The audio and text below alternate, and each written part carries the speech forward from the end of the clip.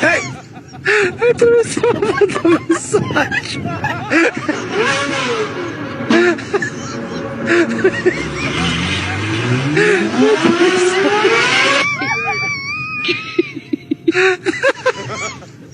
Jag tror det sa att de är svart. This is not how I want to go out. Jag tror det sa.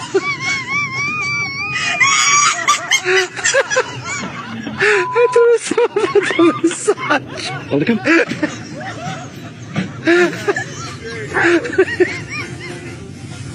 Jag tror det sa.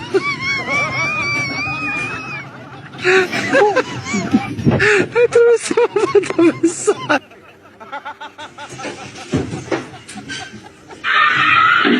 Men du, ingen kan väl säga annat än att hundarna har haft stor glädje av det där kopplet och boendet. Ja, för då börjar de tro att det är inget bra för hundar att bo med människor i människohem. Jo, men det tror jag faktiskt att det är. Det tror jag tror jag att de också. har jättekul. Hur gick det? Idag är det ju 6 december. Ja, överlevde vi. Ja, vi sitter ju bevisligen Ja, här. vi överlevde. Vi överlevde. Men det har varit mycket. Ja, Det får man lov att säga. Från. Norge. Mhm. Men det var det visst lite snålt tycker jag. Snålt. Ja, snålt. Det var- Norrmännen brukar väl inte vara snåla? Det kanske inte är dem. Det kanske Det inte var är snålt norrmännen. med sådana där inga flygande prickar i varje fall. Ja. Det var värre i Argentina. Där hade de fullt upp. Åh fan. Ja. Det var riktigt intressant får jag lov att säga. Ja. Jag var ju med om något lite märkligt också. Det kom ju snö här i onsdag så jag skulle åka ner till ett ställe i Degerfors där det är så jättefint att ta julbilder. Så jag störslade ut hundarna och så ut och iväg. Och så får jag se en skära uppe på himlen som ett moln. Och så när vi tittar på det så bara var det borta. Det bara löstes upp. Jättekonstigt. Och sen när vi hade åkt en liten bit till så över Biltema-skylten så dyker det upp en strimma. Ett moln. Fast det var inget moln. Men jag vet inte vad det var. Ska du inte fråga hur bilderna har varit? Jo, det vart ju bra. Ja, jättebra. Ingen snö dock. Nej. Nej. Ja, sen har vi ju lite mer skoj som har hänt. Ja, Bidén. bidén har varit i farten igen. Well, we begin here with a new report that the Biden White House is considering, listen to this, preemptive pardons before President-elect Trump takes office. Now, this is according to Politico. White House officials are weighing handing out blanket pardons, to those in, quote, Trump's crosshairs, in their words. Among those who could receive them are former Congresswoman Liz Cheney, Senator-elect Adam Schiff, and Dr. Anthony Fauci. Ja, han blev ju tydligen benådad från och med 2014. Hunter ja. Hunter ja. Hunter ja. Hunter. Bara. Det var ju då de började i Ukraina med biolabbföretaget och sådana här saker. För det andra, det här med vapeninnehav och sånt, de har ju redan blivit friskrivna ifrån. Och det var ju tydligen före 2014 också. Så att det har egentligen inte med saker att göra om jag har fattat det här Nej, rätt. och om man syftar tillbaka på filmen vi såg nu precis, då ska de ju eventuellt också benåda Fauci och company. Men de har ju inte gjort något fel. Nej, men de har ju inte, det var konstigt. Vad ska de benådas ifrån? Ja, men säger så här, efter att titta på en film jag tittade på igår kväll från Robert Kennedys bok som har gjorts film på, som ligger en länk på våran på Telegramkanalen. Han ska fan inte benådas för någonting. Nej, Nej. Vi kan knäcka benen på Ja. han istället. Ja, men det jag undrar också, om det nu ska benådas, vilken av alla Biden är det som benådar? Benådar sig själv med andra ord. Ja, det gör han ju i och för sig också då. Men vilken av dem? Ja, det kan man undra. Det måste man undra. Men det kanske skiter sig. För det är med benådningen så kan han inte hävda att han ska hålla käften helt enkelt. Nej, the fifth amendment är ju att du behöver aldrig säga någonting som fäller dig själv tydligen. Nej. Och det är borta i med det här. Ja, tydligen. Intressant. Mycket. Daddy dearest. Men det var lite kul. Joe Biden har fått en community note på X. Han skrev "New one is above a load" den 31/5. Ja. Och sen fick han Har nu. Elon varit inne där nu? Ja, någon har varit inne där nu och gett honom en community note. För att han tycker att, vadå, du anser dig vara över lagen ungefär. Trump undrar ju lite också då. Ja, kan man inte göra en sån där pardon på alla de här 6 januari-fångarna också? Det blir det hans sak att göra sen.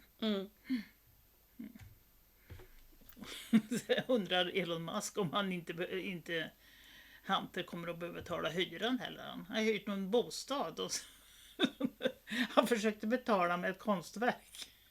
Ja, de har vi sett. Det är inte värt pappret det målar på. Herregud, vad dumt. Ja, nu har Biden förstört sitt eftermäle. Hörde Om det? ni. Hörde det, Marcus Oskarsson? Oskarsson som stod i tv och sa att Biden kommer att ha det bästa eftermälet av någon av Amerikas president. Alltså, undrar man om någonting är regisserat så kan man sluta nu. Det är. Ja, den här är fin, förlåt. Ja, den är fin, ja. Han har dragit till Angola nu, Biden. Och där lovar han att ge Afrika $1 miljard. För att de har haft naturkatastrofer där, ja.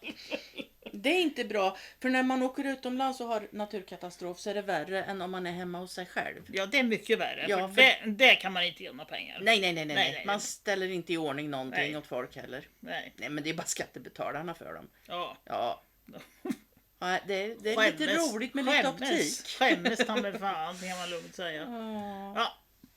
Trumps nya FBI. Vi pratade om att han skulle bli CIA-chef, men det var visst FBI istället. Ja. Shit. Same shit. Vi får lyssna lite på vad de säger. Det ska vi göra, bara jag hittar var jag stänger av. Then we need to decrease what I call government creep with personnel. The FBI's footprint has gotten so freaking big. And the biggest problem the FBI has come out of its intel shops. I'd break that component out of it. I'd shut down the FBI Hoover building on day one and reopening the next day as a museum of the deep state.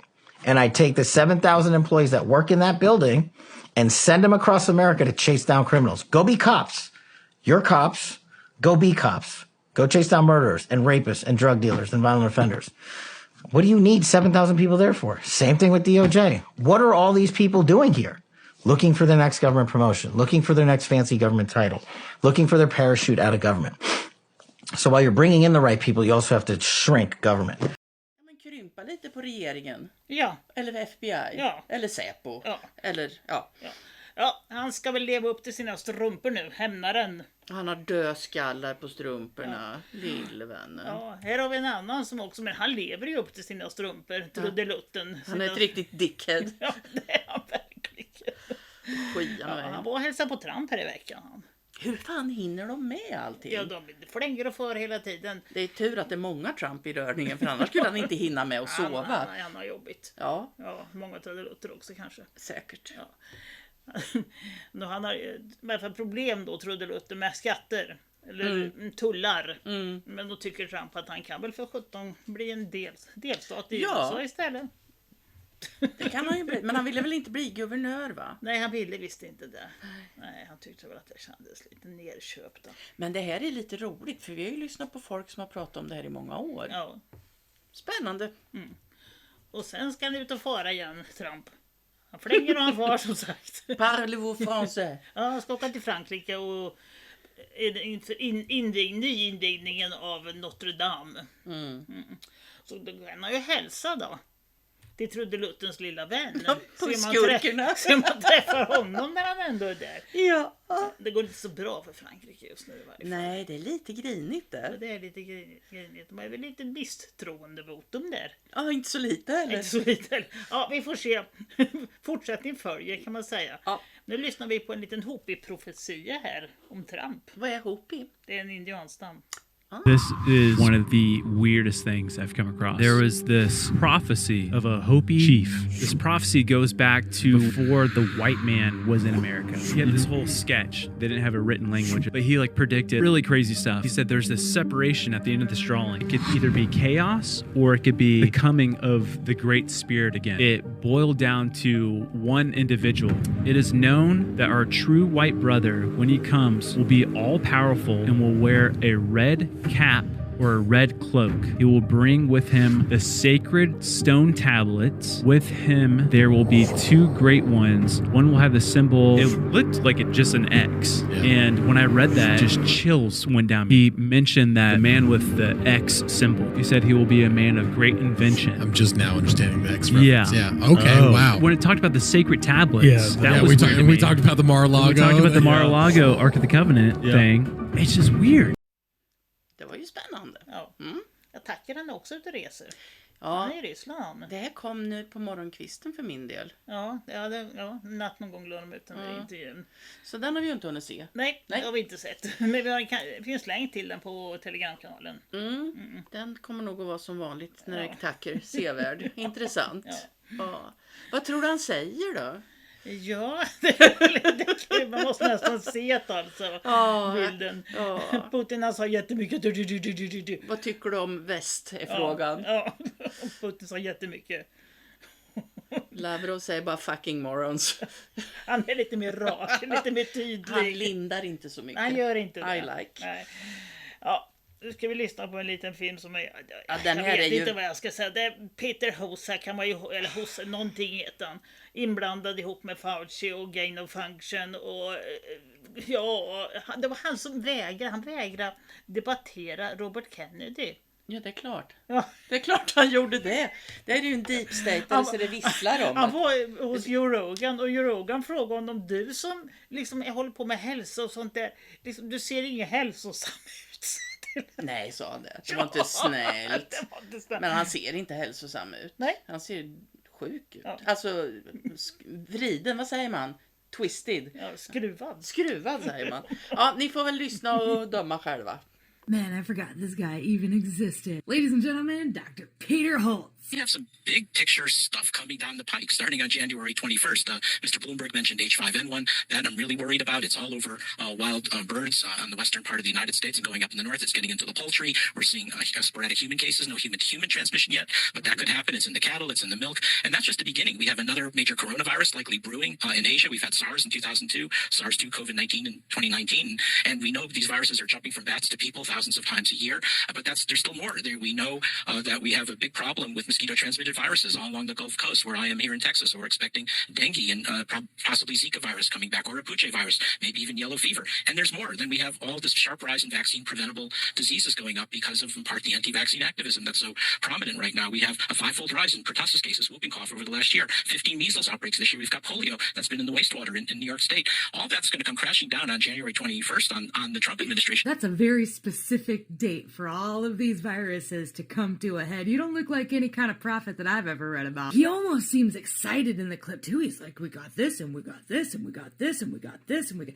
He named off like 50 different illnesses, viruses that you could possibly maybe potentially get. This is like fear porn wrapped into a minute 45 video. Stay home, save lives. Listen, we're not doing this again. We're not doing it now. We're not doing it ever. We're not doing this again. This video right here was meant to scare the absolute shit out of you. Which is wild because old boy here looks like he's knocking on death's door. I've always kind of struggled with this. There's always been these doctors and health professionals that come out and they're like, listen, this disease and that disease and antibiotics and you need a vaccine and you need this and you need that and stay inside. And then they come out and they look like Jabba the Hutt. They look like they eat McDonald's 6 times a day. Looks like he ain't showered in at least a few days. I mean, how are you going to preach to people about their general health and general well-being when you look like this? All together now, we do not comply. Nej. Ja. Snart kanske de inte kan säga nu längre, de stackars kossorna. Nej, Bover. Ja. Vad fan är det? Ja, det har vi aldrig hört talas om förrän nu i veckan, men nu har vi hört talas om ett överallt. Ja. Ett jäkla gift är det. Ja, man får inte ge ett outspätt. Nej. Det får bara ges till mjölkkor. Inte till de kossorna som man inte mjölkar ifrån. Inte till tjurar, inte till kalvar och inte till andra idisslare. Nej. Undrar varför det? Jo, det kan man undra. Om det bara påverkar mjölken så är ju inte det ett problem. För tjuren har ju ingen mjölk. Nej. Ja, det är inte för mänskligt bruk och man ska vara lite försiktig när man hanterar det. Det kan skada den manliga fertiliteten och reproduktiva organ. Är det därför inte tjuren ska ha? Förmodligen det är därför Bill Gates tar fram det här också. Ja. Och det är så att det kan orsaka hudirritation, orsaka allvarliga ögonskador. Ja, så fertiliteten där igen då. Jajamensan. Ja, säkerhet för människor. Jag står lite mer om det här. Ja. Frätande. Potentiellt farligt vid inandning. Långsiktiga. Det här kommer ifrån det fria. Det fria. Det fria Sverige. Jag vet inte riktigt vad det är. Men... Nej, men det är okända konsekvenser på lång tid. Och det finns ingen forskning hur det här påverkar de ekologiska kretsloppen. För jag menar, Guldet i tarmen fanns det en jättebra timmeslång film som gick på SVT för några år sedan. Ja, det gjorde det, ja. Och den har de tagit bort. Och jag menar, kossorna har ju sin balans i sina tarmar. Och hur fan de kan tro att det här skulle kunna göras bättre än vad skapelsen i sig har gjort. Nej. Det här är ju också intressant. Ja, visst. Som anställd på Arla har man ingenting att säga till om. Den här klimatagendan beslutas enbart av styrelsen. Ja, bönderna äger Arla, men det är styrelsen som driver det här. Ja. Skitstövlar säger jag då. Och sen har Lantbrukarnas riksförbund lagt ut myter och fakta om bovär. Och då har det genomgått rigorösa tester och kontroller innan det fick sitt godkännande. Av EFSA. Någon myndighet på EU som bestämmer att sånt här är bra eller dåligt. Och så säger de också att det är helt säkert att dricka mjölk. Eller äta mjölk och köttprodukter från kor som har bovär i sitt foder. Men sen pratar de med en forskare vid SLU. Rebecca Danielsson. Och hon säger man ska komma ihåg att EFSA har inte godkänt någonting. De har kommit med ett positivt utlåtande, men sen är det upp till länderna själva att godkänna eller inte. Så det är en tolkningsfråga. Så spark i sidan till Lantbrukarnas riksförbund, för man får inte skriva att EFSA har godkänt. Det är viktigt att ha med, betonar den här forskaren. Ja, det har Arla har fått lite jobbigt nu i veckan. Tror du? Ja. På Arlas konsumentkontakt. Jag tror det här är från Facebook. Men där har man i alla fall stängt, så man kan inte göra ytterligare kommentarer. Men vi hjälper dig gärna med svar på frågor kring Arla och våra produkter och recept. Hur ska de kunna göra det om jag inte kan fråga? Ja, det är en bra fråga. Bara en liten påminnelse. Jorden har inte ett kofjärtningsproblem. Jorden har ett girigt, psykopatiskt, oligarkiskt försök att kontrollera matförrådsproblemet. Vart det bra? Vart det begripligt? Ja, det tror jag. Gränsfall. Nej, men det ligger mycket i det. Ja. Och det är väl de där företagarna som ligger in i mitten där. Och sen är det väl ett stort i längst in i mitten där. Som inte syns. Från World Economic Forum, chefen för det här företaget som har tagit fram det här Bovär. Och där har vi en till, giribuk. Bill Gates. Det är ju väldigt mycket med England och Arla och det här alltså. Och de har ju sagt då att Bill Gates har ingenting med det här att göra. Men han har ju 1 miljon aktier i företaget. Ja, de har ljugit rakt upp och ner. Han har 1 miljon aktier alltså. Vad som säger, nej, han var inte involverad i det här. Det har vi några fler som är involverade. Larry Finks BlackRock. Jajamensan. Tydlig ekonomisk koppling. Man kan ju undra hur de kunde missa det själva. Ja, det kan man undra verkligen. Då kan man undra varför 11 amerikanska stater har gjort åtal mot BlackRock och Vanguard. För att de trycker på och tvingar på sin globalistgröna agenda. Det är bra. Det är bra. Det är bra. Vi undrar varför inte det hörs lite hit upp till Norden. Ja, de får mer betalt. Om de ger korna det här giftet alltså. Arla betalar mer till gården. Jaha, vad chantilt. Ja, visst är det. Men Arla får nog snart inte så mycket mer att betala med. Nej, det kan vara så. Det utgör ingen hälsofara, intygar Arlas presschef Max Wallenberg. Han har en doktor i veterinärmedicin med sig där också, Henrik Christensen. Som han har betalat för att göra en studio. Ja, ungefär så. Ja. Betala själva. Men det är klart man betalar. Jag vill ha en studie som säger så här. Ja, då får man ju det. Då får man med det. tillräckligt för många annars pengar. får inte forskarna något anslag. Man kan ju undra vad han ska betala mutorna med i framtiden. Ja. För det är en kille som heter Plainview på X som har ställt lite frågor. Och är det ett rött kryss, då använder man bovär. Och är det en grön bock, då är det fritt från bovär. Och sen finns det de som inte har svarat, och då är det ju varken eller. Så man ska nog vara lite snäll emot Falköpings mejeri, Grådö mejeri, Hansjö mejeri, Prästgårdens mejeri, Rastens mejeri, Roslagsmjölk, Skåldals lilla ekomejeri, Skånemejerier, Soldattorpets mejeri, Sundborn mejeri och Värmlands mejeri. Ja, det är bara Värmlands mejerier som vi har någon möjlighet att komma över här då, så tror jag. Ser ni en sån här logga som det är på de här, köp. För då vet ni att då är det möjligt att slippa skiten. Det säger kossorna också. Ja, för även om vi får illa av det, vad gör inte korna då? Ja. Det har vi ju liksom inte ens hanterat. Så nej. Hon säger att man ska supporta rättigheterna för kossorna och fisa. Ja. Och min fis är mitt val. Ja, så är det. Men det är lugnt, så det. Lantbruksnytt, de säger det att det finns tillräckligt med bovär. Men är det så att de här de som tror på det här, de står i kö för att få det, precis som med sprutan för kossasjukan? Ja, får de betalt för att ge dem så kanske det är så. Inte vet jag. Plainview har ett inlägg till, en av många. Men kor som matas med den här tillsatsen Bovaer ökar koldioxidutsläppen. Ert drag, Arla Sverige, säger han. Alltså det är en bluff, allting är en bluff. Ja. Och inte nog med det, Arla, de är inblandade i ett företag som heter Enorm. Jaha. För det handlar om revolutionerad minskning av matsvinn. Det här Enorm-företaget då, de har alltså börjat föda upp larver till den svarta soldatflugan.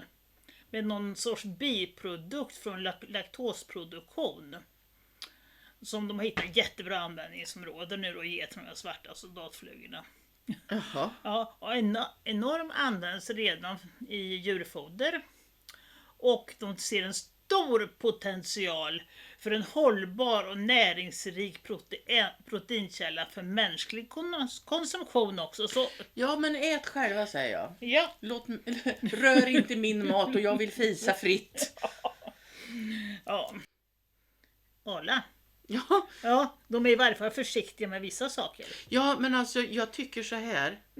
De stoppar försäljning av kefir för att förpackningen associeras med Ryssland.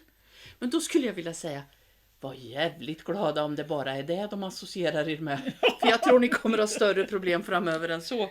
Absolut, ja. Jag hoppas att det går åt helsike. Det är taskigt för bönderna. Men de kanske bestämmer sig, bönderna, då, för att vi ska inte ha det här. Ja, men det måste de ju göra. Jag menar, de dör i cancer och allt de besprutar åkrarna med. Ska de behöva ha det här som de ska få frätande på kropp och ögon och lungor och förstöra korna? Nej, det är nog dags att vi börjar resa oss upp lite. Både vi och alla runt omkring.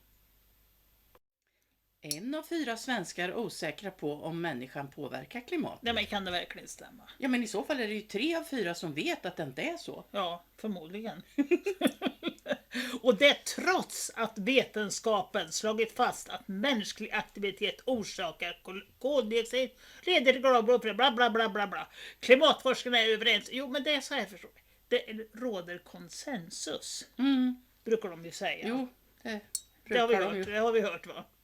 Men konsensus innebär att användare strävar efter att söka samförstånd. Det betyder inte att de är det, men de strävar efter. Någon har bestämt att ni ska tycka så här. Men konsensusbeslut betyder inte alltid att beslut tas i enhällighet. Eller att omröstningar är önskvärda. Observera! Ja, det är språket. Man spyr lite grann. Kan det vara så här att folk har börjat se mönstret helt enkelt? Det skulle jag tro. Did you ever wonder about the environmental predictions that never came true? It's quite a fascinating journey when we look back and see what we believed would be the end of our world. Turn the clock back to the 1960s.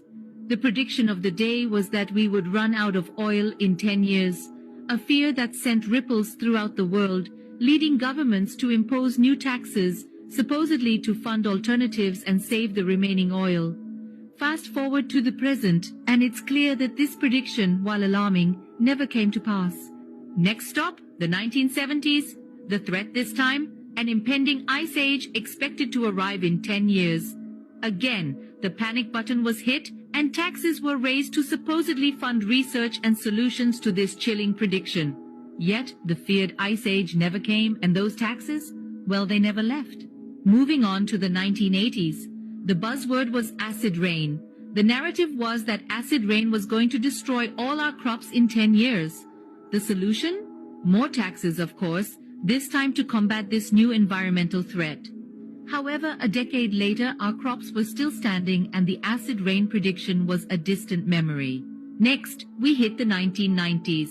The ozone layer was the topic on everyone's lips, with claims it would be destroyed in 10 years. Cue the introduction of more taxes to fight this new menace. Yet here we are decades later, and while the ozone layer has had its issues, it's far from destroyed. In the 2000s, the prediction was that the ice cap was going to melt in 10 years. The solution? Yes, you've guessed it, more taxes. Fast forward to today, and while the ice caps are indeed melting, it's at a significantly slower rate than the 10-year deadline that had been predicted. And now, as we stand in 2023, we're told to reduce CO2. The taxes are already here, implemented swiftly as we brace ourselves for another environmental prediction. So what's the common thread here? Every decade an environmental prediction is made, often sparking fear and concern worldwide. Yet each one seems to miss its mark.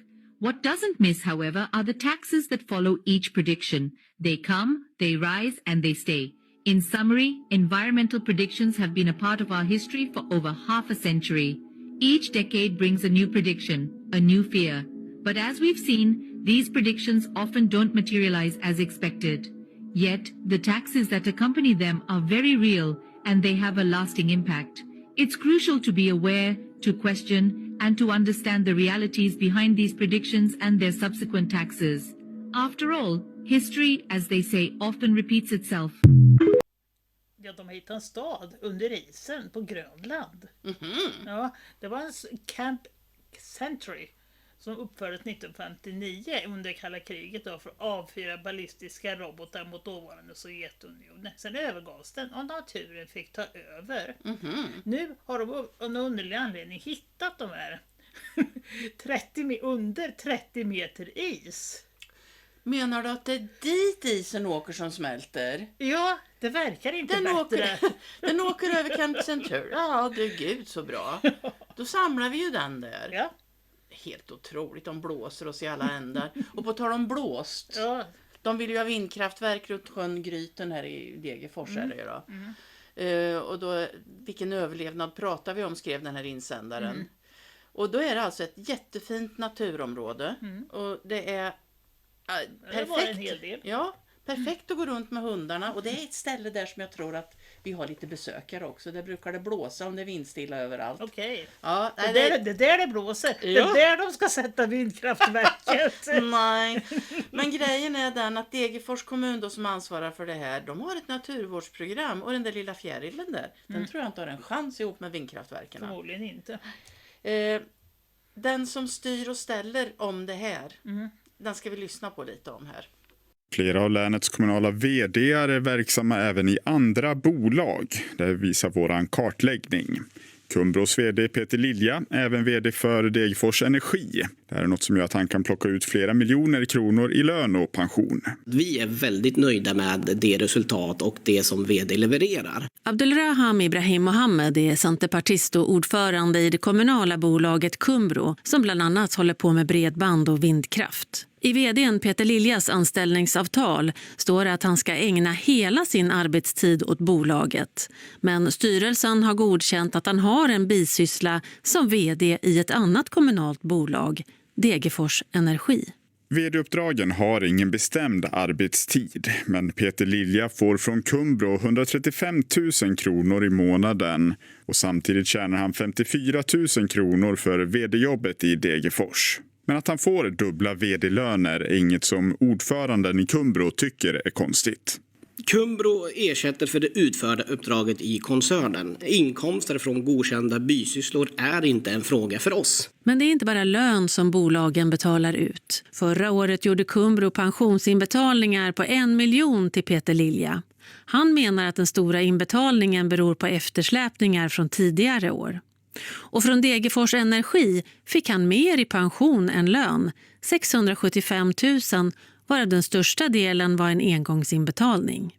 Styrelseordföranden i Degerfors Energi, vänsterpartisten Per-Olof Linder, ser inte några nackdelar med att ha en delad vd. Och han menar att den extra pensionsinbetalningen som gjordes var ersättning för extra utfört arbete under året. För att inte driva upp lönen mer så kom vi till en överenskommelse att ge en engångssumma i pensionsavsättning då istället. Malin Holmberg, Andreas Eriksson, P4 Örebro. Den här Jan Peter Lilja, han har 2 vd-tjänster säger de.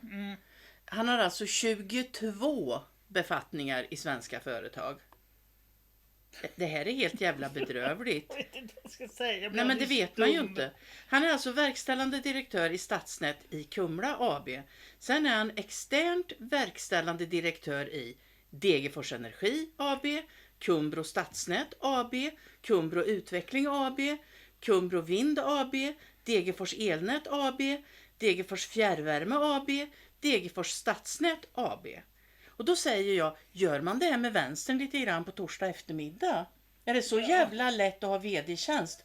Då tycker jag man kan sprida ut det så kan vi jobba 2 timmar i veckan allihop här. Nej men på riktigt, vad fan är det här? Det är ju helt otroligt. Men det var där han var externt verkställande direktör. För sen sitter han som ordförande i Stadsnät i Kumla AB. Han sitter som ordförande i Nodena AB. Och sen är han ledamot i Karlskoga Energi och Miljö AB, Karlskoga Elnät AB, Karlskoga Kraftvärmeverk AB, VA-bolaget Karlskoga AB, Karlskoga Stadsnät AB, Stadsnät i Kumla AB, Biogasbolaget i Mellansverige AB, Karlskoga Vattenkraft AB, Nodena AB, Möckern Energi AB och sen är han faktiskt suppleant också. Men... Och det är han i Svenska Stadsnätsföreningens servicebolag AB och Frotorp eller Frötorp kanske, Vind AB. Hur ser hans kalender ut? Ja, han jobbar torsdag eftermiddag. Ja. Nej, men det jag tänker är, han sitter alltså som köpare och säljare. Ja. Och tjänar på bägge sidor. Ja visst, han göder sig själv. Jag får ju känslan av att han inte riktigt har alla hästar i stallet. Han sitter som målvakt åt någon. Ja, det känns Kan det vara så? Kan man undra så? Det kan man undra. Och framförallt så det här är inte rumsrent. Det här är inte friskt. Och det här är inte rätt. Så här ska det inte vara.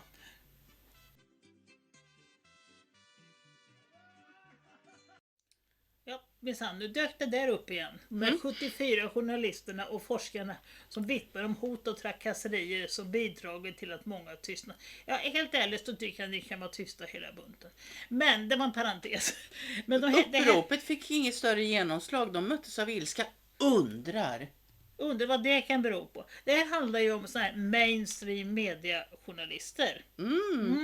I mainstream mediatidningar som får pressstöd och är antagligen på Sveriges Radio. De här som tar in, ja du vet, bra betalt våra skattepengar. Det är våra skattepengar som betalar alltihopa. Men de gör inte jobbet. Nej, kan det vara därför folk blir förbannade på dem? Kan det vara så? Och så men säger så skulle väl aldrig en svensk göra, bli arg. Och så säger de att det här måste få ett slut för demokratins skull. Nej, absolut inte. Det var väl för demokratins skull om något då som det här skulle behöva köras. Ja, absolut. Nej, men liksom, vi betalar era löner och vi kanske kan kräva lite grann mer av er. Bara en tanke. Man kan ju kräva kompetens om inte annat. Det kan man göra. Man kan kräva att de inte fabricerar och hittar på felaktig information. Lille politikern som stod och skrek, det är ryskt sabotage! Ja, det är ryskt sabotage! Det var en finne med grädskopa. Sånt vill vi inte ha.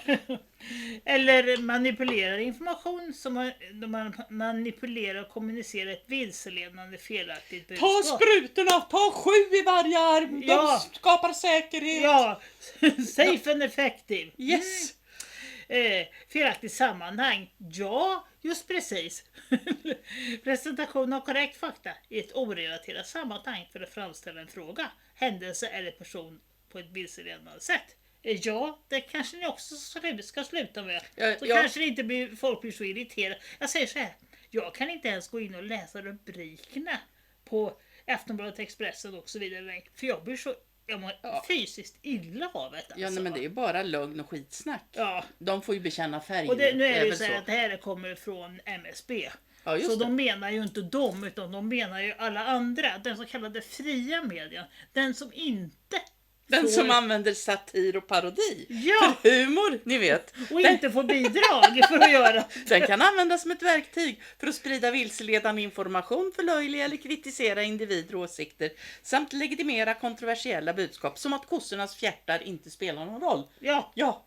Vi vill fisa i det fria. Jag var tvungen bara att spy ur mig lite för det här. Ja. Alltså, det är, Nej, men det är ju så här, de skriver ju om sig själva men projicerar det på, hela tiden. På hela oss, tiden. får man väl säga. Andra. Som det här, israelisk propaganda spreds i svenska medier. Ja, här har de ju faktiskt erkänt att det var så. Men det är inte så ofta det händer. Nej. Nej. Och någon riktig avbön har det väl ändå inte varit, va? Nej. Sen kan man ju ha Facebookgrupper. Det kan man ha, eller man kan inte ha. Man kan bli av med. Man kan bli av med dem. Det var inte vi. Nej, det var inte vi. Det var faktiskt min mans kompis som har ett antal olika Facebookgrupper där han samlar sina vänner och de diskuterar ämnen som de är intresserade av i en grupp. Inte för andra utan i en grupp.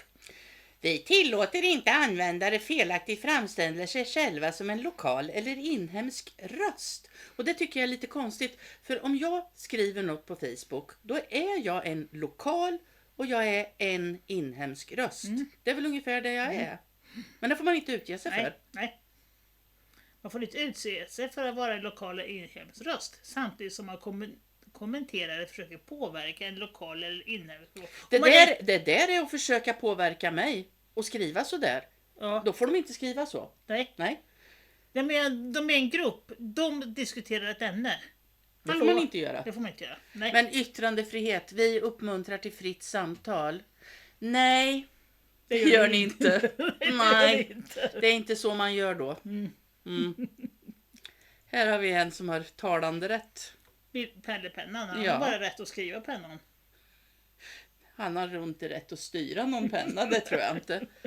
78 000 per deltagare får han när han föreläser. Ja, han ska föreläsa om Sveriges medlemskap i EU och NATO. Hur de påverkar företagets affärsmöjligheter. Jag tror inte han blir rik på det där då, för det är nog ingen fan som vill lyssna på honom. Men det är därför han måste ha 78 000 som det kommer en som har i varje fall lön för den månaden. Ja, så kan det vara för all del. Men har han inte pension då?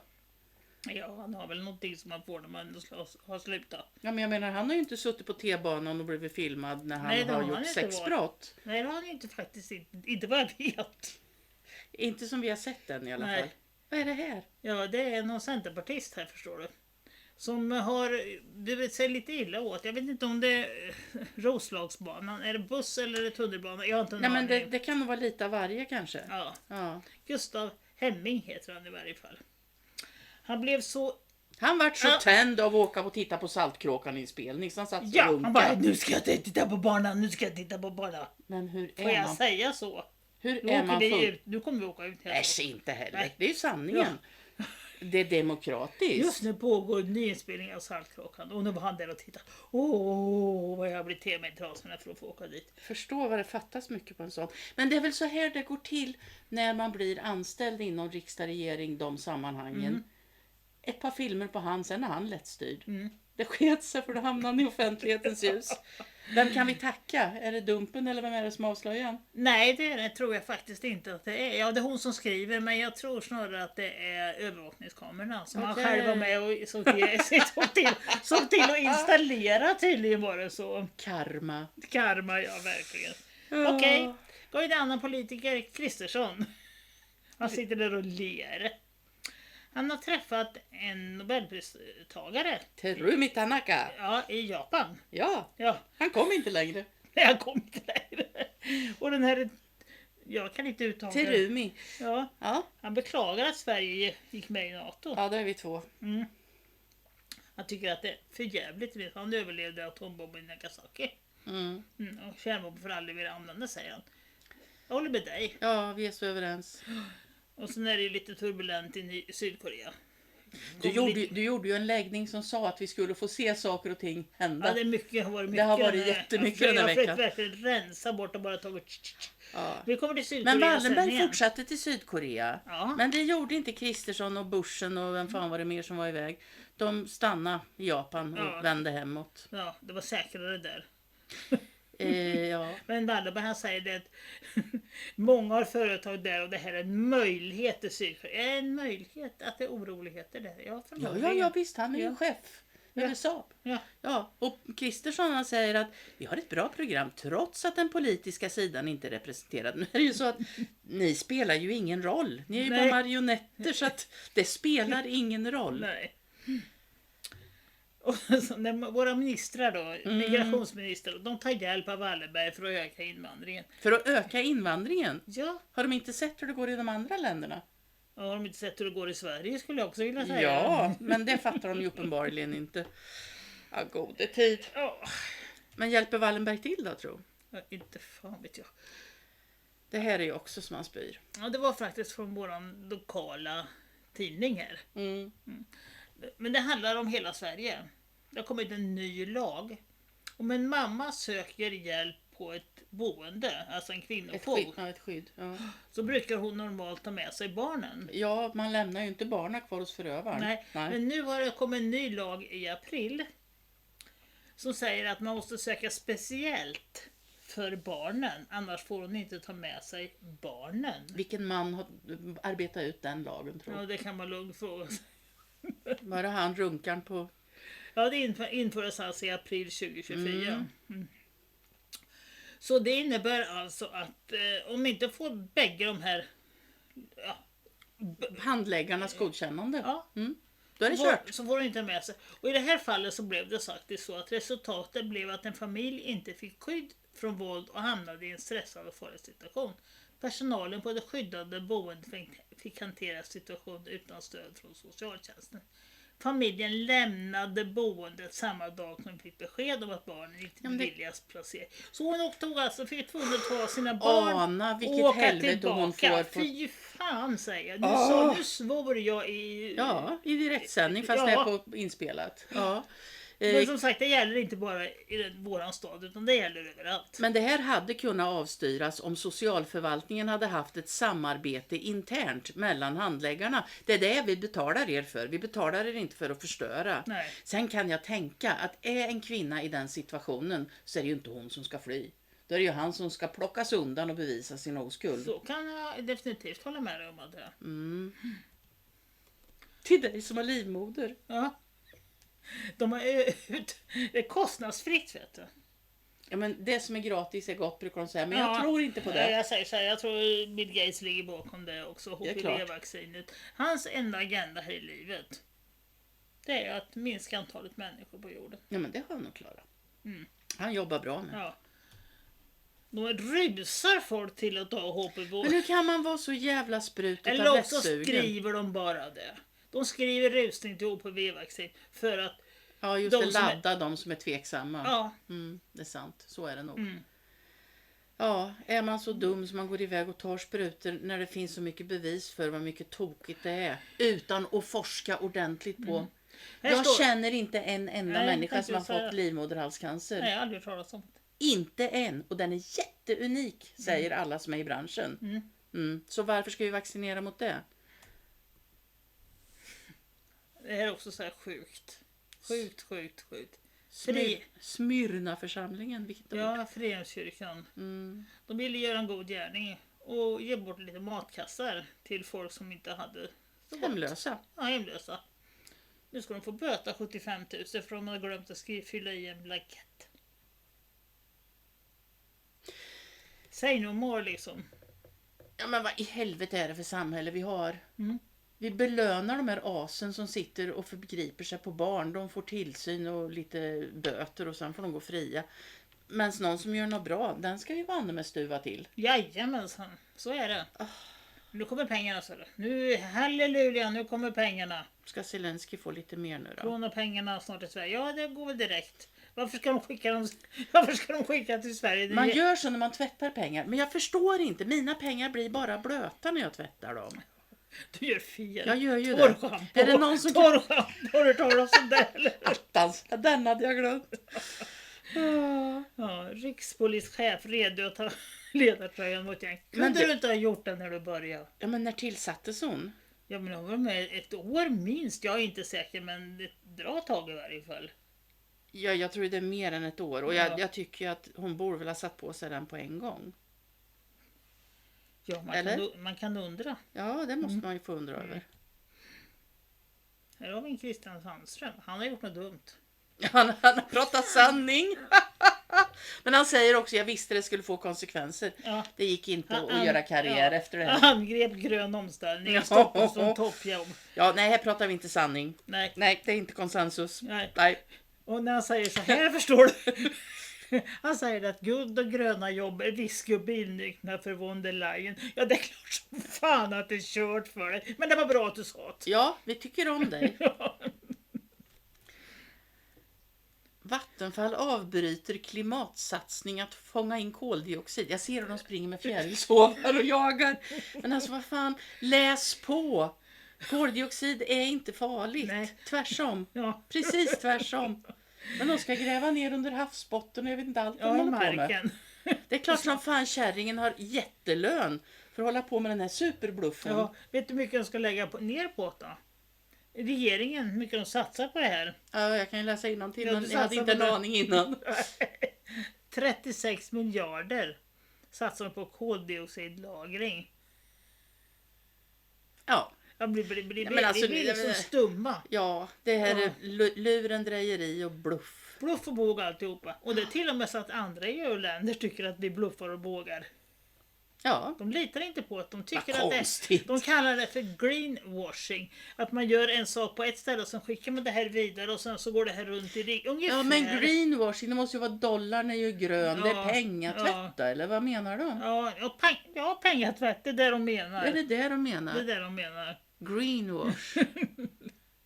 Jag kanske kan få rätt på vilket Tyskland och Frankrike, Spanien och en rad andra länder riskerar det här att leda till greenwashing och att företagen kan förhala initiativ, bla bla bla och så vidare. Ja, ni får läsa. Jag säger bara att bluff och båg och pengatvätt, det är vad det handlar om. Det är vad det handlar om. Hela tiden. Ja, och SVT nu då? Ettan. Ja, den blir SVT Play. Ja, och då undrar jag, jag betalar lika mycket tv-licens nu? Nej, självklart inte. Jag menar det. Ja, nej, vi höjer det istället kan man säga. Ja, ja kära någon. Nej men alltså, vem fan tittar på SVT? Jag tittar lite på kalendern för den tycker jag är lite rolig att se. Vad hittar de på i år? Ja, de har gjort en människa som ser ut som Greta, har jag förstått. Ja, gode tid. Hon är så lik Greta Thunberg så det finns inte. Jag har inte tittat på det, men sett bild. Då är det liksom, det är samer, det är minoritetsgrupp, det är en, och jag kommer aldrig ihåg vad hon heter, hon är rätt rolig. Hon är då kommunchef som ska sko sig. Ja. Och sen så är det de stackars utsatta då som har ett hotell och det är ingen snö, för då har klimatagendan sett till att det är ingen snö. De får nog på julafton, spoiler alert. Och de kommer att kursa och de får inga gäster. Så det är tragedi. Och sen är det små hemliga, osynliga människor. Tack, jag vet vad Teskedsgumman. Ja, Teskedsgumman. Eller Albert och Herbert. Eller Sunes jul. Där kan vi snacka julkalendrar för familjen. Nej, SVT, ni propaganda där också. Ja. Indoktrinering, ingenting annat. Inget annat. Ja, och nu förstår du, ska vi ge 50 miljoner för att förbättra sexuell och reproduktiv hälsa. Ja, men de har ju haft ihjäl varenda kar. Ja, men alltså det är reproduktiv hälsa. Jag hör det ordet. Då tänker jag att det handlar om att föda barn. Ja, det producerar sig. Ja. Men ser du, det gör det inte. Nej. De som måste... Du ska säkra aborterna. Nej men gud. Nu dör jag lite. Ja, du dör nu lite. Ja, men vad fan. Alltså Ukraina som har förlorat, vad är det, 700 000 människor. Var de mest är män. Så kände ju inte jag att det är aborter som är det viktigaste. Nej. Fred vill vi ju inte ha. Nej, så de måste ju lösa på något sätt, det är klart. Nej, det är sorgligt. Ja, det är sorgligt. Ja, kära någon. Möt de tuffa kvinnliga ledarna som ska ge sig på Vladimir Putin. Ja, det är von der Leyens väninnor. Ja. Tjejgänget, ja. Det är hon då, och sen är Maja Sand, jag tror det var Estland, men jag är inte säker. Kaja Kallas, rysshatare. Anna-Lena Baerbock, som är utrikesminister i Tyskland. Och sen så har vi Sanna Marin, som gillar att festa. Ja, partypingla. Det blir skitbra. Vi kan lyssna på våran italienske vän, vad han har att säga om de här. Stop the war in Ukraine now. If Ursula von der Leyen and all these government bureaucrats had to send their own children to fight in the front line, will they still vote so passionately to support and escalate the war? It's easy to make decisions about the war when you are detached from its everyday reality. When it's someone else's child is fighting, when it's someone else who has to face the consequences. Since the beginning of this war, more than 1 million people have been killed or been wounded in the battlefield, including many civilians as well as many soldiers, both Russians and Ukrainians. All these people, they're someone else's children, friends, parents. Keeping the war going, which is what the European politicians want, is completely crazy and inhumane. We need to find a way to stop it now. For more than 2 years, the United States and the European Union have been betting on winning this war in the battlefield. And this strategy has clearly failed. As Ukraine keeps losing its territory slowly every day. We cannot wait any longer. We need ceasefire right now and not more weapons and escalation. Politicians out there, please, before deciding the support of the war, please think, what if it was your children fighting in the front lines? Världens mest korkade utrikesminister, Anna-Lena Baerbock. Ja, hon åkte till Kina. Jaha, var hon välkommen? Nej, hon var inte dugg välkommen. Dra, sa de ungefär. Alltså, kastar de ut dem? De kastar ut dem. Det har väl aldrig hänt förut? Eller var det hennes andra resa? Det var hennes andra resa som var utkastad förra gången också, om jag fattar det här rätt. And we will support Ukraine as long as it takes. Because if Putin were to win this war, what sign would that be for other dictators in the world, like Xi, like the Chinese president? But if I give the promise to people in Ukraine, we stand with you as long as you need us, then I want to deliver. No matter what my German voters think, but I want to deliver to the people of Ukraine. And this is why, for me, it's important to be always very frank and clear. And this means every measure I'm taking, I have to be clear that this holds on as long as Ukraine needs me. We are facing now a winter time where we will be challenged as democratic politicians. People will go on the street and say, we cannot pay our energy prices. And I will say, yes, I know, so we help you with social measures. But I don't want to say, okay, then we stop the sanctions against Russia. We will stand with Ukraine, and this means the sanction will stay also in winter time, even if it gets really tough for politicians. Ja, mycket oroligt är det överallt. Det är mycket bråk och stök. I Georgien så håller de på och bråkar och stökar. För att de som inte vann valet är inte nöjda med att de inte vann valet. Och i Georgien så har de väl kyrilliska bokstäver och stavar på georgiska? Ja, man borde kunna tänka sig att de kanske har och inte har engelska skyltar på engelska. Ja, västernbackad kupp i Georgien med protesterare. Ja, demonstranter också. Ja. Från Italien och England som har skickats in där och andra EU-länder. Betalade av Soros. Ja. MI6 och CIA-operation, skriver han här. Och jag tror faktiskt att han har rätt. För det här har de slagit till då, den georgiska polisen har slagit till mot ett ställe och beslagtagit lite sådana här Molotov-cocktails från en sån här NGO-organisation. Och det var en jättelugn och trivsam natt efter det. Vad härligt. Ja. Men den här bruttan, så hon fick en box på läppen. Ja, det fick hon. Det roligaste säger de att det är den virala frihetsälskande demonstranten som varit skadad av den georgiska polisen bokstavligen arbetar för USAs ambassad. Nej, men hoppsan så det kan bli. Hoppsan Kerstin kan man säga. Ja, det kan man absolut säga. Ja, i israelisk media nu så skriver de i varje fall att det är dags att alla judarna kommer hem. Ja. Och då har jag sett flera filmer på X där de pratar om det här, att snart kommer de bli hemkallade. För det är så synd om oss på andra ställen, så vi kommer att bli hemkallade. Ja, ja. Det här är ju inte så roligt då. Nej. En pro-palestinsk fransk journalist, Marine någonting, vart mördad i sitt hem i Marseille, Frankrike. Hon höll på med en dokumentär om Israels folkmordskampanj i Gaza. Not really, although I did witness some of that close up, even at the G20 in St. Petersburg around the time of these events. What this starts, and it's really fascinating to go back. It starts in 1996 with Netanyahu, who wrote a book called Fighting Terrorism. And the thesis of the book is quite straightforward and very dangerous. He says, you know, there's Hamas, there's Hezbollah, they oppose Israel. It's not good for us to fight them directly. That won't work.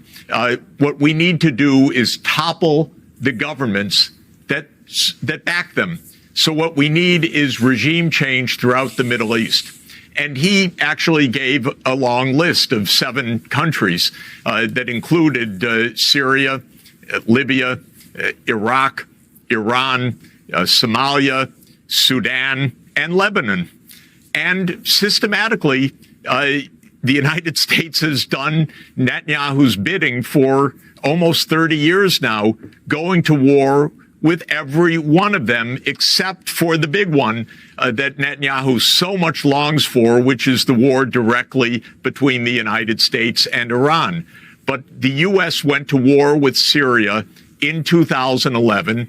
Secretly, of course, this was what's called Operation Timber Sycamore.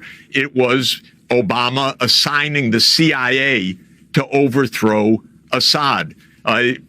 Overtly, the United States overthrew Muammar Gaddafi in 2011. It's interesting, Piers, to go back to 2002.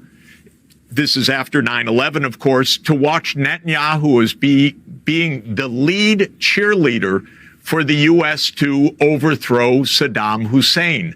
Now we have a treasure trove of documents coming out that this was really a war on Israel's behalf.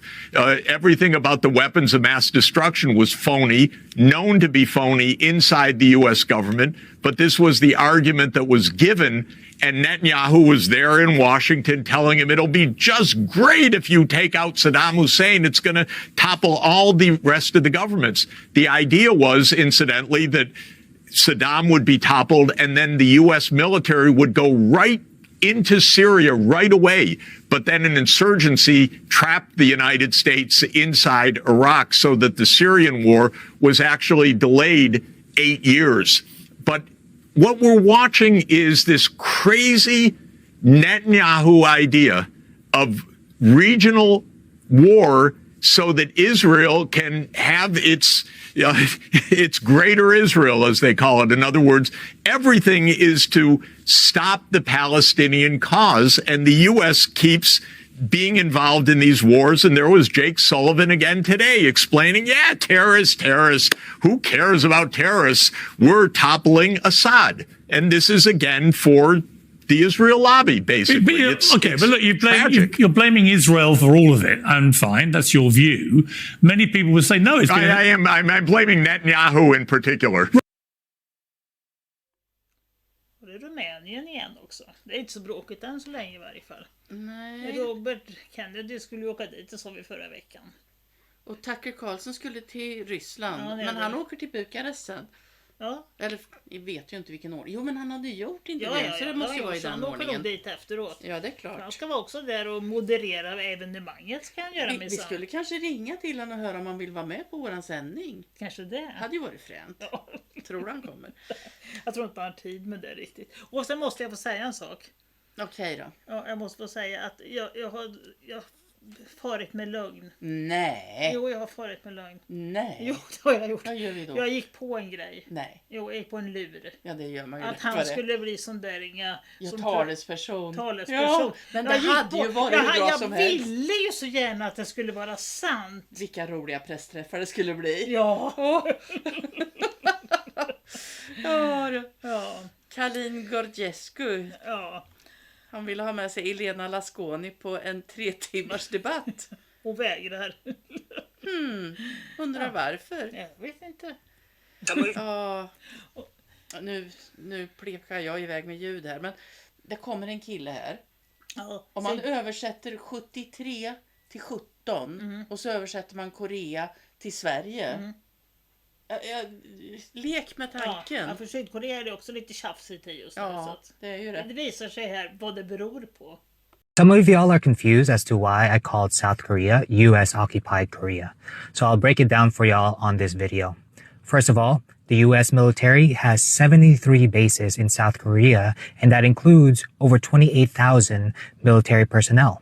Secondly, the South Korean government has zero jurisdiction over these military bases, including their military personnel.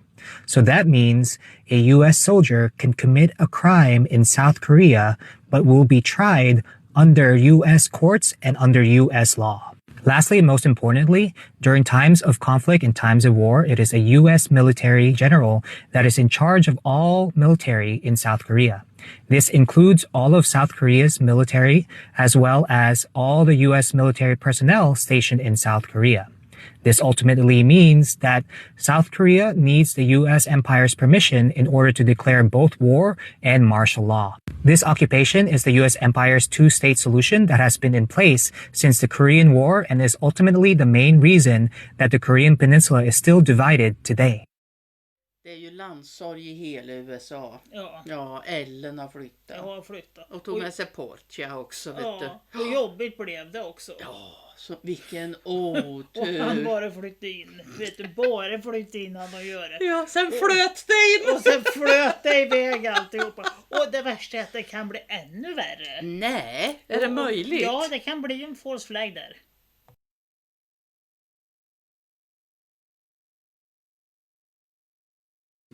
The globalist cabal are planning a false flag terror attack on London, which they'll blame on Russia so that they could trigger an all-out whole-of-society mobilization by all of the Western powers against Russia. Now, if that seems far-fetched, there are now several important elements that fit coherently with this scenario, starting with the general geopolitical state of things.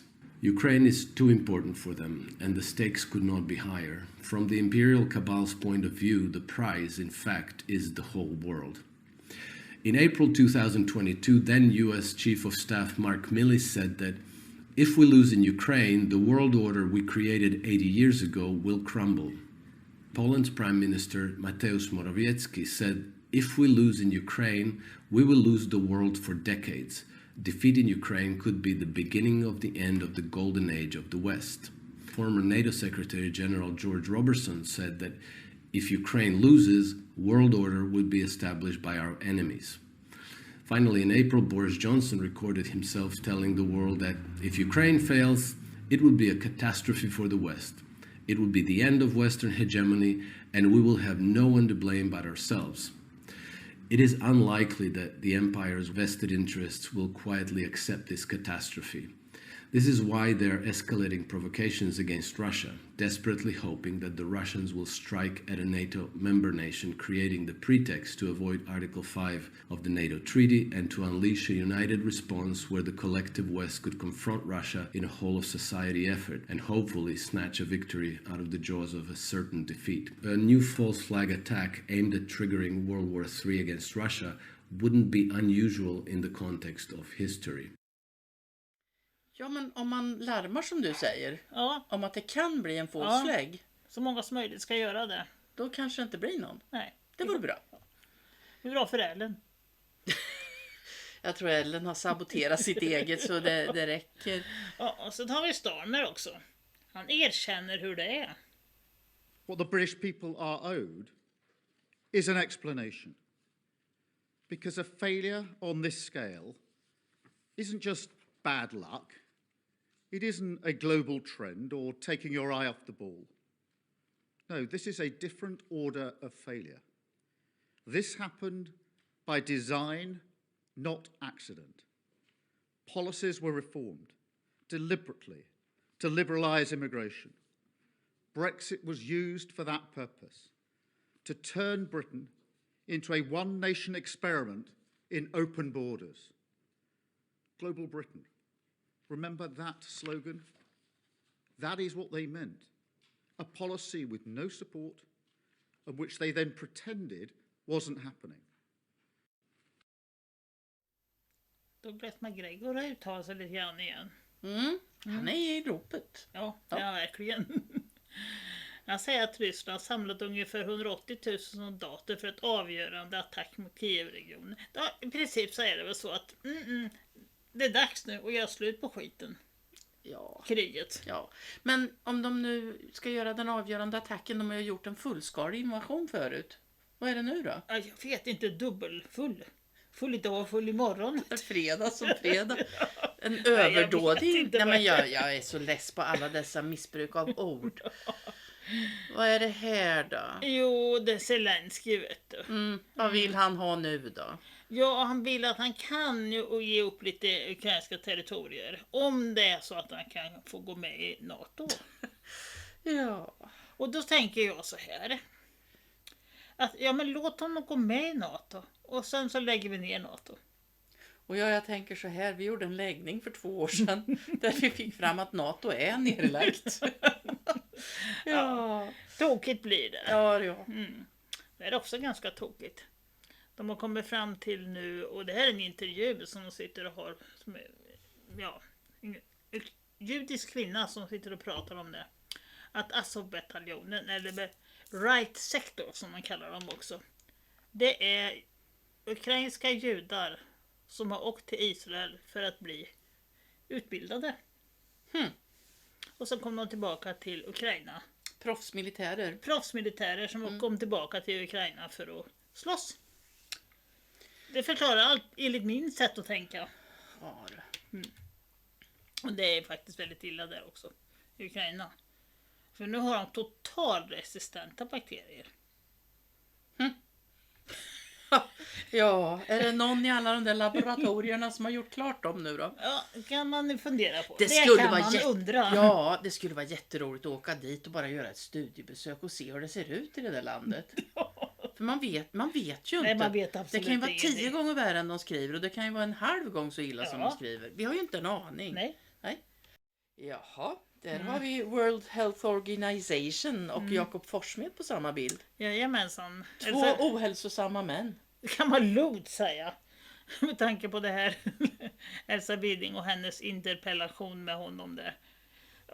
Jag vet inte vad jag ska säga. Men du, alltså han fick inte dansa på skoldansen. Nej, och nu tycker han att han ska hämnas för det, tror jag. Ja, jag tror på honom. Kanske är så. Ja. Elsa Widding, hon säger att Jakob Forssmed, han förnekar vetenskapen. Har fel på alla punkter. Ja, jag vet inte vad jag ska säga. Alltså jag tycker att det är skrämmande. Alltså jag tittar på den där. Ja. Och jag hade den goda smaken att välja Stensös version. Så han stoppa och håna, stoppa, ifrågasatte, stoppa och kommentera. Och det gjorde att man orkar se skiten. För alltså han svarar inte på en enda av Elsas frågor. Nej. Och det står som rubrik, som riksdagen själv har satt som rubrik. mRNA och hur ska vi ta rätt på skadeverkningarna av sprutan. Det pratar han inte om en sekund. Han kan väl inte svara på någonting. Han har satt där för att säga vissa saker. Som till exempel det här ska han säga.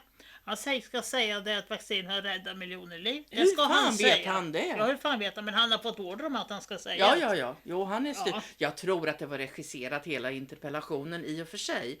Men alltså det är så äckligt hur de bara slingrar. Och han tyckte det var jobbigt. Hans kroppsspråk sa inte att åh vad jag trivs och vad duktig jag är. Utan det sa rätt så motsatsen. Ja, det jag vet inte, det är väl inte nytt i varje fall. Men han tycker faktiskt att man ska vaccinera spädbarn. Jag tycker att vi kan vaccinera honom med samma injektion som mamma fick. Och se vad länge han klarar sig. Ja, det kan jag hålla med om.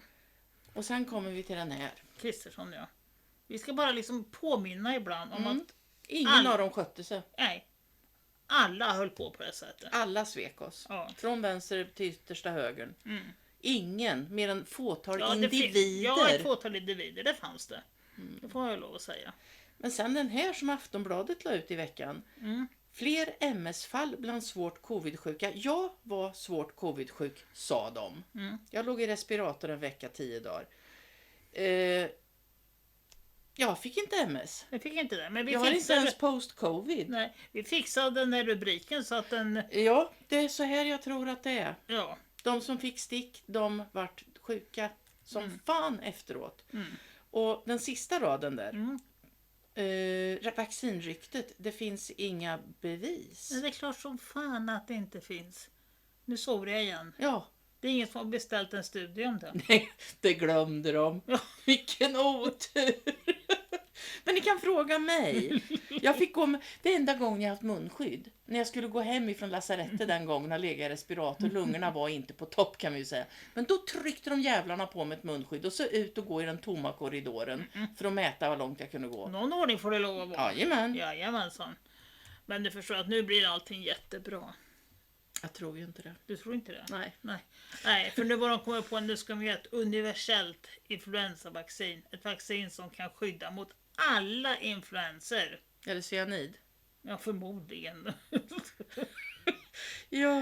Nej, men alltså, det är en övertro på stick och tabletter. Ja. Någonstans måste ju folk vakna och se att nej, det här ska vi inte ha. Tror du att vi har fått säga allt det här som jag har sagt nu? Jag får vi, men om vi får vara kvar på YouTube alla de bokstäverna, det vet man inte. Men man måste chansa lite här i livet. Ja, vi lever lite vilt. Nu lägger vi lite kort. Ja, vi är ju lite nyfikna. Vad var det vi såg på himlen i veckan där? Vad kan korten och universum berätta om vad det var för himlafenomen vi såg?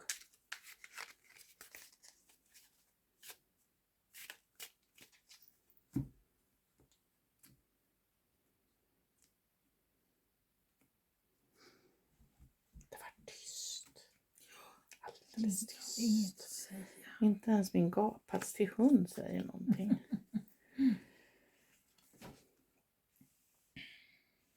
Nu vet inte jag riktigt vad jag ska vara för det stängde av sig. Men vi började. 8 svärd hade vi i varje fall. 4 stavar.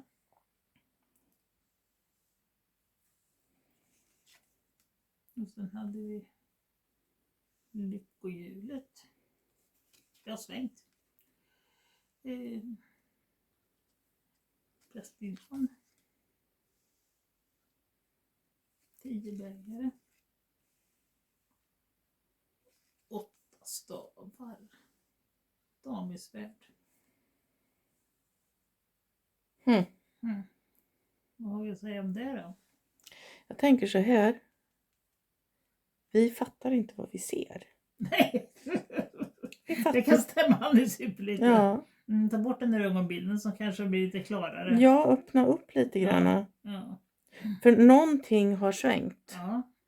Och det där, det är ju lite sådär att man kan inte göra så mycket åt det. Det far hit och det far dit. Det ramlar runt en liten bit. Den startar på ett kick, den makalös manik. Kan man säga. Nej, men på riktigt, det där är ju att det händer saker som vi inte kan kontrollera. 4 stavar, det är väl en liten portal ska man kunna säga. Precis min känsla också. Någonting vi inte kan se. En slags portal som vi behöver igenom men som hålls lite hemlig än så länge. Ja. Jag tror inte det handlar bara om det ni såg. Finns inte ett alien-kort här någonstans så kanske att det mer är vad man har forskat fram i. Men här stora familjekortet. Ja. Det är ju alltså ett slut på någonting. För 10 är ju slut. Ja. Det är antingen så kan det vara... Scenshowen är över. Ja, scenshow, ja. Eller så kan det ju vara där alla känner sig ett väldigt bra kort. Eller så kan det vara lite... bara en fasad. Jag tror att det är fasaden som kommer att krackelera. För det kommer att gå fort och det kommer att gå rättvist till. Det kommer att pratas men det kommer att brinna till för några. Så det kanske var Mr. Hur är han sjunger David Bowie? Ground control to Major Tom. Ja. Kanske var Major Tom som var ute och flög. Kanske det. Här kommer det fler svärd. Ja. Okej. Och ännu mer svärd. Och det kommer att bli lite smärtsamt. Ja. Vad kommer att bli smärtsamt känner jag då?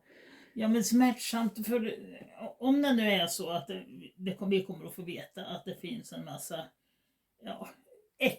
Massa teknik. Ja, massa teknik och en massa som inte vi vet om.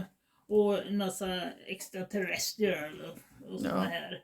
Så kommer det att bli smärtsamt, speciellt för de som, om du tittar på de här svärden så har du ett kors där uppe. Aj då.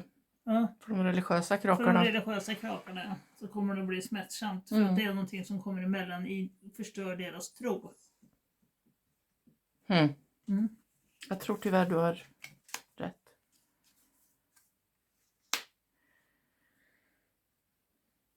Ja. Sakta men säkert så visar man en massa saker för att väcka upp oss. Ja. Ifrågasätta, börja titta, vad fan är det på gång? Ja. Tror du det var NASA som var ute och flög? Det var Major Tom. Det var nog Major Tom. Ja, det skulle inte förvåna mig. Det skulle inte förvåna mig alls. Vi tar med oss Major Tom in i andra adventshelgen. Ja, det gör vi.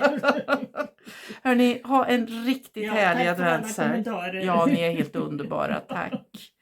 Och det är nästan ingen handduk kvar. Helt otroligt.